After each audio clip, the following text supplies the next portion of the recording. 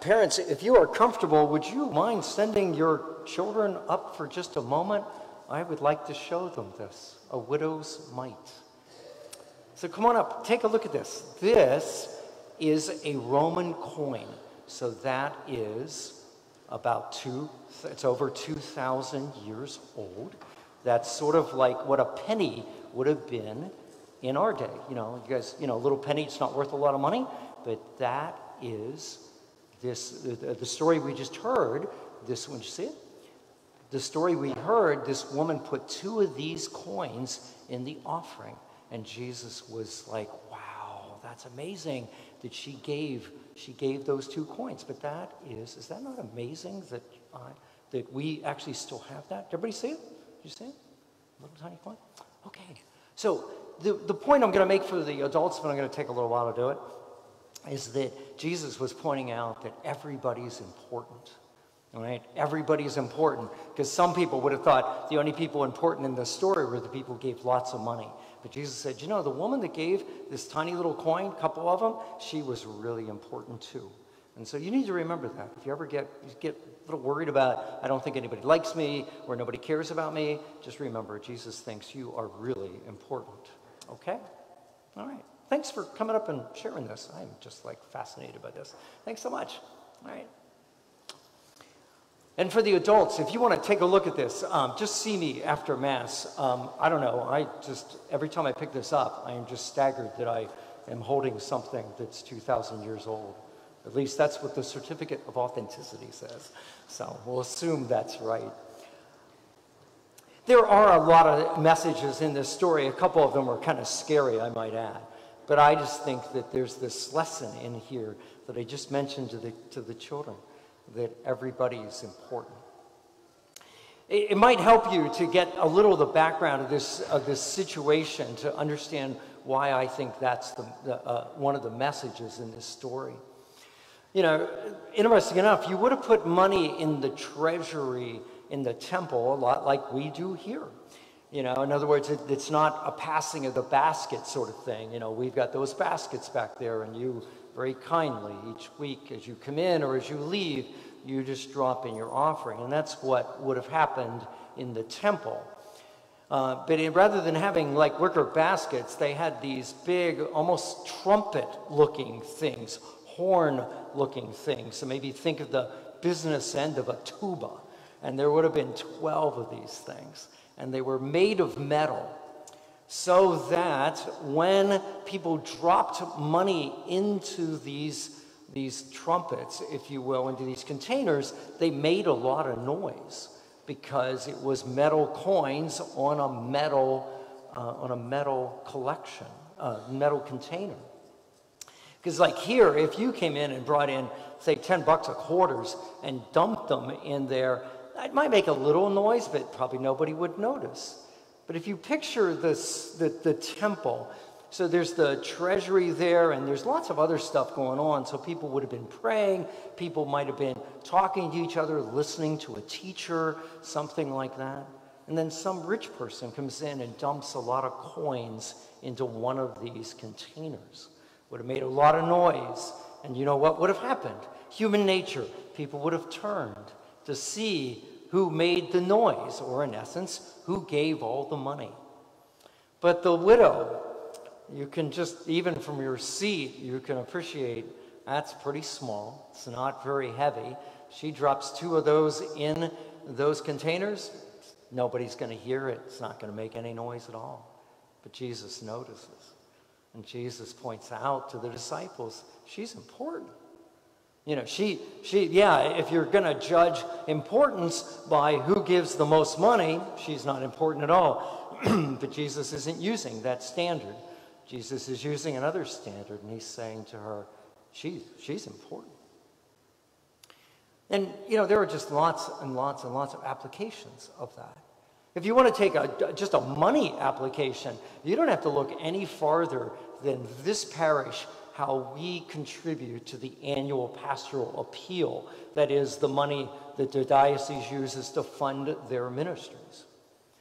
So if you look down through the statistics, there are 2 people in this congregation that gave gifts of $5,000 or more. The maximum one was right around 10,000. And that's terrific. That is wonderful that they're able to do that. But on the other end, half of everyone that put anything into the collection gave less than $50. And you might look at that and you might say, well, what we should do is we should celebrate those two people, or we should celebrate the people that were able to do, in the 500 range or the 1,000 range, that kind of stuff. But Jesus reminds us that, no, the 50 and under, that matters. And if you want to know how it matters, if you add up all of the contributions around here, right now we're at $92,000 that we have given to the diocese. And if you look at those statistics, you almost look at them as like, how can that add up to $92,000? Because you would think the only way you're going to get that kind of number is if somebody dropped in like a $50,000 check. But that's not the way it works. People who give what they can. The monthly envelope comes up, they put a little bit of money in that one envelope. And maybe you think the budget for the diocese is $11 million. My little widow's mite isn't going to make any difference. And you'd be wrong. It makes plenty of difference. It counts. It's important.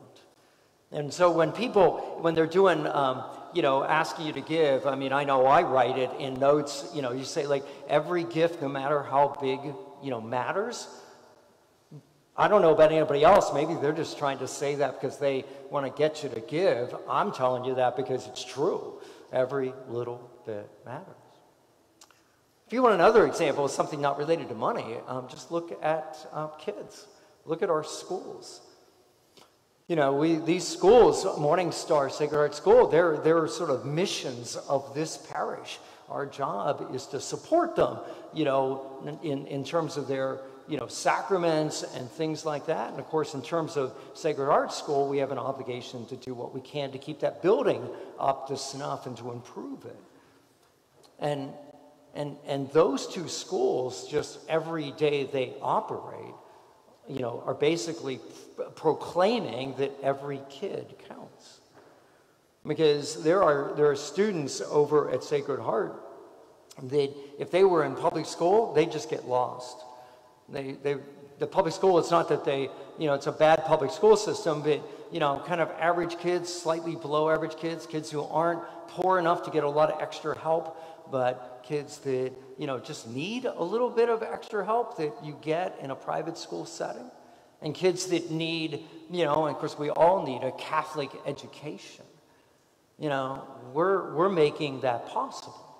We're making that possible for those kids to get that education. Sacred Heart, with, helping kids that, a lot of people would just think those kids are throwaway.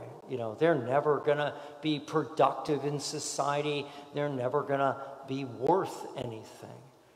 And Morning Star School, it just exists to prove that wrong. Those kids count. And so you're sitting here, I don't know, some of us, we have these moments, these days where, we just don't feel like we count. We just feel like no one's listening to us or nobody cares about us. We feel like, you turn on the TV and you say, well, I can't play sports as well as those people. I can't sing as well as those people. I can't act as well as those people. I don't have as much money as those people have. I'm never going to have a nice vacation like that person had. All those things, you get bombarded and you start to feel very inadequate. And you start to feel like, well, maybe I don't count. Well, if you ever have one of those moments, just remember the widow's mite. Jesus would look at you and say, oh, no, you're wrong. You're wrong. Yeah, it's nice that people can sing crazy well and throw footballs really well and, ride bicycles really fast. It's nice that people have those talents. It's nice that people are successful. That's good. Yeah, that's good. But you count too. You count too. You're worth something. You're worth something. And this woman whose name we don't even know, but we know about her. We don't really know much about the rich people back then, but we know about her. We get to celebrate her life, and we get to be reminded that she counts, and so do we.